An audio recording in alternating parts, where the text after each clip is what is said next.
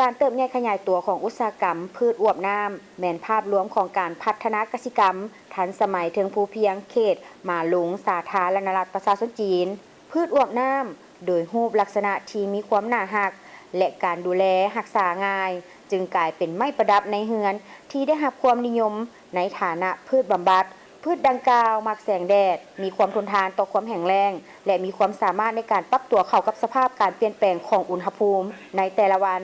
เหมาะสมกับสภาพอากาศของแขวงยุนนานอย่างสมบูรณ์บ้านเยวหวางตาแสงมาหลงเมืองสู้จิงได้นำใช้ประโยชน์จากแสงแดดที่อุดมสมบูรณ์ความแตกต่างของอุณหภูมิที่สำคัญและสภาพอากาศที่อบอุ่นเพื่อสร้างพื้นฐานการปลูกพืชอวบน้ำที่ใหญ่ที่สุดของแขวงยุนนานสาธารณรัฐประชาชนจีนในปี 2021 บริษัทซีมีพาวเวอร์แอนด์ฮอร์ติคูชัวเทคโนโลยี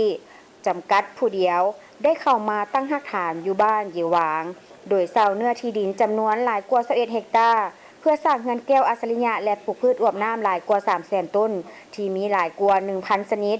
บริษัทได้รับร้องการปลูกอยู่รากฐานบวกใส่กับการขายผ่านอีคอมเมิร์ซซึ่งบรรลุยอดขายต่อปี750ล้านหยวน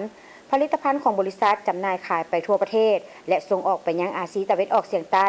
ยุโรปและภาคพื้นอื่นๆสิ่งดังกล่าวมันได้สนองเวียกเฮ็ดงานทำให้แก่ชาวเกษตรกรท้องถิ่นหลายกว่า 1,000 คนต่อปีเฮ็ดให้พวกเขามีเวียกเฮ็ดงานทำอยู่ใกล้บ้านของตนเองโดยที่บ่ต้องออกไปหาเวียกเฮ็ดที่ไกลบ้านและช่วยเพิ่มรายรับให้แก่ชาวเกษตรกรอีกด้วย